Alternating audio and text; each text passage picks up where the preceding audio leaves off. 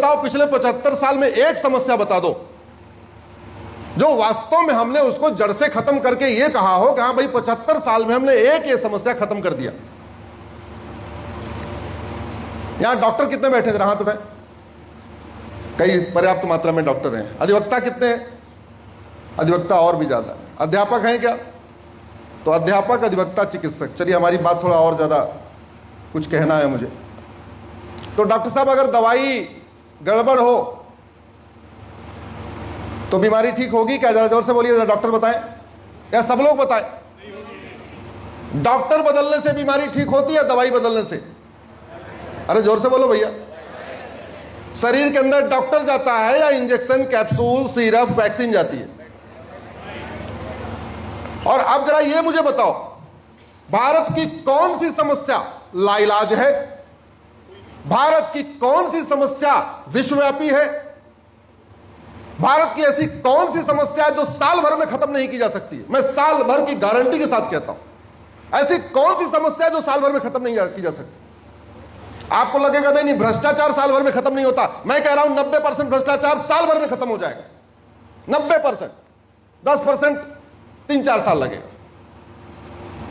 भारत में भ्रष्टाचार है, जापान में है क्या? जोर से बोलिए जरा। यहां घूसखोरी, कमीशनखोरी, जमाखोरी, मिलावटखोरी, कालाबाजारी, नशा तस्करी, मानव तस्करी, सोना तस्करी, अलगाववाद, आतंकवाद, जिहाद, मजहबी उन्माद, पत्थरबाजी, धर्मांतरण, घुसपैठ, इसमें से कौन सी समस्या चीन में है, कौन सी जापान में है, कौन सी सिंगापुर में? मुझे एक समस्या बता दो।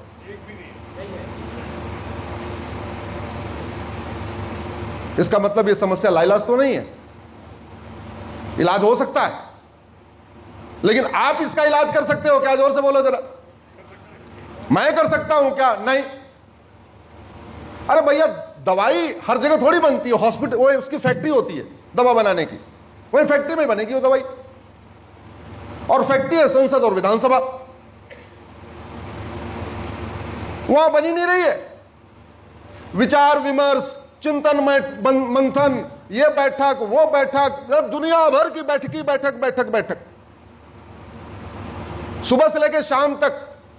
थोड़ा बड़े लोगों से पूछो, उनके पीए से, भाई साहब उनसे मिलना है, बोले भी बैठक में। पता नहीं कब उठक करते हैं, कब बैठक करते हैं, ये समझ ना, चलो उठक बैठक यही चलता रहता। अरे कौन सी समस्या लाइलाज है भैया? जैसा भारत के थाने में भ्रष्टाचार है, चीन, जापान, सिंगापुर में नहीं है। जैसे भारत के नगर निगम में भ्रष्टाचार है, चीन, जापान, सिंगापुर में नहीं है। जैसा भारत के तहसील में भ्रष्टाचार है, चीन, जापान, सिंगापुर में नहीं है। जैसे भारत में घुसपैठी आते हैं, अरब, दुबई, कुवैत, बहरीन तो नहीं जाते। जैसे भारत में धर्मांतरण है, चीन में तो नहीं है। जैसे भारत में लफ्ज़ जिहाद है, चीन में तो नहीं है। कौन सी समस्या लाइलाज है? कोई समस्या लाइलाज नहीं। सच्चाई तो यह है कि हमारे यहां प्राकृतिक आपदाएं लगभग नगण्य हैं।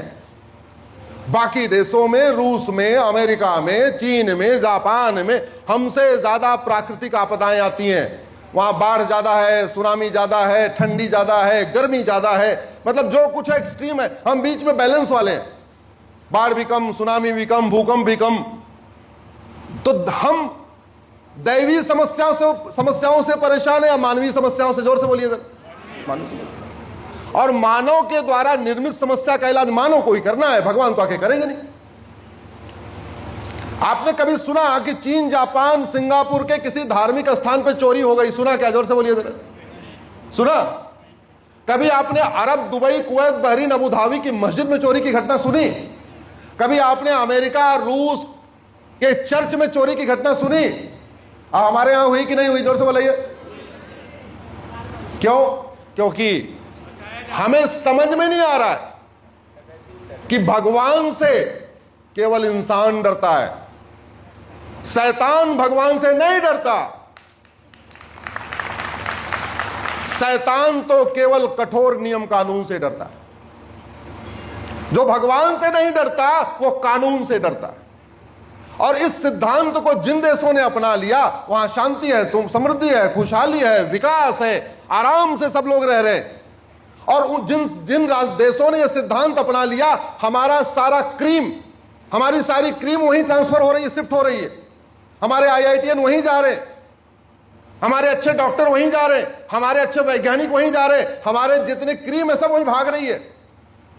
मैं आपसे पूछता हूं, मन से भी पूछता हूं, आपको भारत में 1 लाख रुपए की सैलरी मिले, ध्यान से सुनिए, भारत में 1 लाख रुपए पर मंथ की सैलरी मिले, आपको जापान में, सिंगापुर में 2 लाख रुपए पर मंथ की सैलरी मिले, और आपको पाकिस्तान, अफगानिस्तान, बांग्लादेश में 3 लाख रुपए हर महीने की सैलरी मिले, आप अपनी बहन बेटी लेके कहां जाओगे? जरा जोर से बताओ, कहां जाओगे? चलो आपको प्रणाम करता हूं कि आप 2 लाख वाली छोड़ के जाओगे। एक बार अपने बच्चों से सवाल पूछना, आपके बच्चे क्या जवाब देंगे? यंग, ये 30 साल से ऊपर वाले बताएं। 1 लाख की सैलरी भारत में, 2 लाख की सैलरी सिंगापुर, जापान में, 3 लाख की सैलरी पाकिस्तान, अफगानिस्तान, बांग्लादेश में। आप 3 लाख वाली सैलरी में जाओगे, 2 लाख वाली सैलरी में जाओगे? जोर से बोलो जरा। तो आपको सबसे पहले क्या चाहिए? सिक्योरिटी। आपको सुरक्षा चाहिए, अपने परिवार की सुरक्षा चाहिए। और आपने अच्छा बताया भारत, अभी मैं भारत को उदाहरण देने वाला हूं। तो आपको क्या चाहिए? पहले सुरक्षा, परिवार की सुरक्षा, अपने घर की सुरक्षा, बहू बेटी की सुरक्षा, अपने जीवन की सुरक्षा, कि मैं रोड एक्सीडेंट से न मर जाऊं, मैं मिलावटखोरी के कारण ना मर जाऊं, मैं आतंकवाद के कारण ना मर जाऊं, मेरे घर पे कोई कब्जा ना कर ले, मेरे जमीन पे कोई कब्जा ना कर ले, मेरे ऊपर फर्जी बलात्कार का केस ना हो जाए, मेरे ऊपर फर्जी ये ना हो जाए, मेरे ऊपर फर्जी छेड़छाड़ का केस ना हो जाए, कल को मैं किराए पे दूं, अपना मकाली ना खाली करवा पाऊं। आप उन देशों में जाना पसंद करोगे जहां आप सुरक्षित महसूस करोगे। दुर्भाग्यवश देखिए, भारत में विकास की बहुत बात होती है, लेकिन भारत को सुरक्षित बनाने की बात ही नहीं होती। और इतिहास बताता है, जिन देशों ने पहले अपने आप को सुरक्षित बनाया, वहां विकास अपने आप हो गया। विकास करने से देश सुरक्षित नहीं होता, लेकिन देश को सुरक्षित बनाने से विकास होता है। इसका हमारे पास 2 एग्जाम्पल है, दुबई और सिंगापुर। दुबई में कुछ नहीं था, बालू के टीले के अलावा कुछ नहीं था। जो लोग दुबई गए होंगे उनको पता है, 50 साल पहले दुबई केवल और केवल रेगिस्तान था, कुछ नहीं था। उन्होंने सबसे पहले दुबई में ऐसा सिस्टम लागू किया कि चोरी करने के पहले लोगों के रोए खड़े हो जाए। उन्होंने दुबई में ऐसा सिस्टम लागू किया कि किसी की बहन बेटी को छेड़ने के पहले उसको चक्कर आ जाए। ऐसा खौफ क्रिएट किया, और 50 साल में दुबई दुनिया का सबसे बड़ा डेस्टिनेशन बन गया। और दिल्ली के लोग शिफ्ट हो रहे हैं दुबई, कलकत्ता के लोग शिफ्ट हो रहे हैं दुबई, मुंबई के लोग, बड़े बड़े अरबपति शिफ्ट हो रहे हैं दुबई। वो समाजवादी हैं, अंबेडकरवादी हैं, लोहियावादी हैं, या कोई भी वादी हैं, वास्तविकता यह है, भारत छोड़ के दुबई जा रहे हैं, भारत छोड़ के सिंगापुर जा रहे हैं, भारत छोड़ के ऑस्ट्रेलिया जा रहे हैं। हमारे सामने बहुत अच्छे पांडे जी बैठे हुए हैं, उनको पता है भारत के ज्यादातर नेता और नौकरशाह अपने बच्चों को वहीं सेटल कर रहे हैं, नहीं कर रहे हैं सर, ज्यादातर। तो हमारे यहां विकास की चर्चा होती है, उसका एक बड़ा कारण है, क्योंकि जहां विकास होता है वहां के लोग वोट देते हैं, और जितने का विकास होता है उसका 20%, जोर से बोलिए जरा, नोट मिलती है। इसलिए विकास की खूब बात होती है। क्यों? जहां से स्कूल बनेगा वहां के लोग वोट देंगे, जितने का टेंडर होगा उसका 20% वापस। जहां हॉस्पिटल बनेगा वहां के लोग वोट देंगे, जितने का ठेका होगा उसका 20% वापस। जहां से रोड निकलेगी वहां के लोग वोट देंगे, जितने का टेंडर हुआ उसका 20% वापस। जहां से हाईवे गुजरेगा वहां के लोग वोट देंगे, उसका 20, जितने का ठेका उसका 20% वापस। जहां एयरपोर्ट बनेगा वहां के लोग वोट देंगे और उसका 20% वापस। भारत में तो करप्शन बाय डिजाइन है, यहां बाय डिफॉल्ट नहीं है, बाय डिफॉल्ट तो ही है। चलो जा रहे थे, पुलिस वाले ने जबरदस्ती ठोका, बोला हेलमेट नहीं पहना, एक काम कर चालान नहीं करेंगे, 1000 की चालान के बजाय 500 रुपए ले ले, बात खत्म। ये करप्शन बाय डिफॉल्ट है। हाँ भाई ठीक है, 500, 1000, 2000। नगर निगम में गए, जानबूझ के आपके पिताजी की स्पेलिंग मिस्टेक कर दिया, आपने बर्थ सर्टिफिकेट बनवाया जिससे अगली बार फिर आओ। तहसील में गए खतौनी लेने, जानबूझ के आपका एक आध अल्फाबेट में एक आध चेंज कर दिया, अश्विनी को अश्वनी कर दिया, अश्वनी को अश्विनी कर दिया। बोले अब आपको तो लगा हमारा नाम तो ठीक है, घर आके चश्मा लगा के दिखा रहे तो अश्वनी का अश्विनी हो गया, राम कुमार का राम अचल हो गया। आप लोगों में ट्रेन में ट्रेवल किए हो? फ्लाइट में कंबल की जरूरत पड़ती है क्या? जोर से बताओ जरा। नहीं। शताब्दी में कंबल मिलता है क्या? नहीं। वंदे भारत में कंबल की जरूरत पड़ती है क्या? नहीं। लेकिन राजधानी में कंबल मिलता है कि नहीं मिलता है? सोचा आपने कभी? और बाकी ट्रेन में third AC, second AC, first जाओ तो कंबल मिलता है कि नहीं मिलता? मिलता।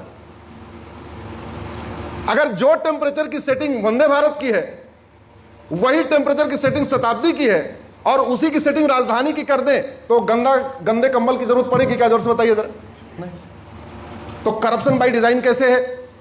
पहले कोच का टेम्परेचर 16 डिग्री कर दिया जिससे आपको ठंड लगे, ठंड लगेगा, फिर आपको कंबल दे दिया, बोले भैया उड़ो।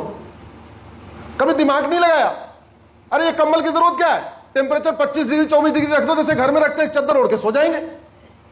लेकिन नहीं, चद्दर मिलता है 200 का, कंबल मिलता है 2000 का। चद्दर का 20% कितना हुआ और कंबल का 20% कितना हुआ? कोई सीए है जिसकी गणित अच्छी हो, कैलकुलेट करके बताओ भाई जरा कितना हुआ? अंतर है कि नहीं कमीशन में? है।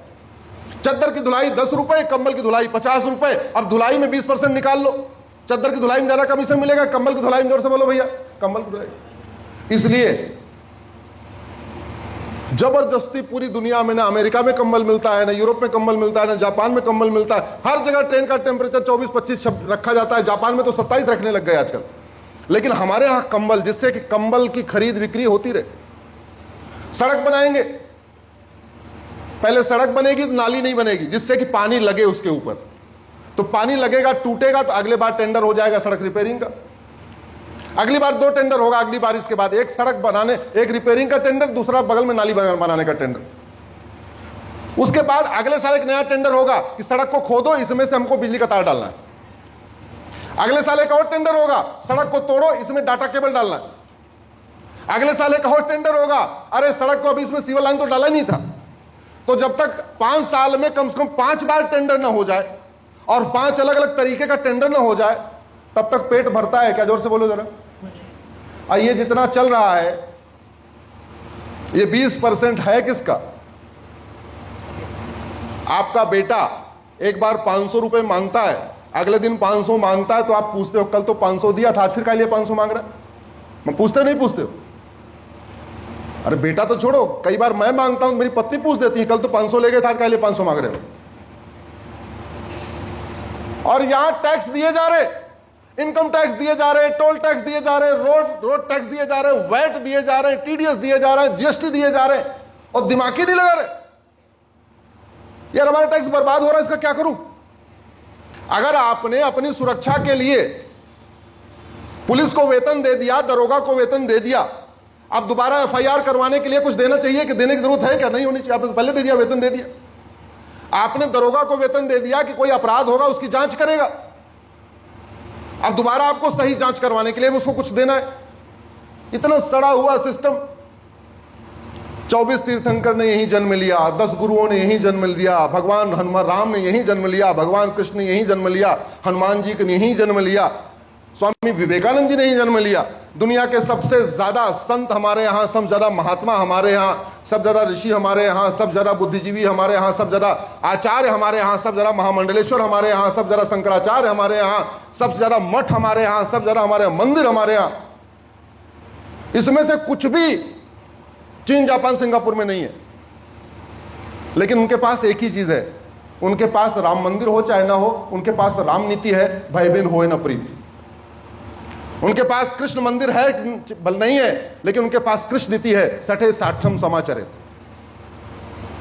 आचार्य चाणक्य ने वहां जन्म नहीं लिया, लेकिन उन्होंने आचार्य चाणक्य की नीति लागू कर दिया, न रहेगा बांस न बजेगी बांसुरी।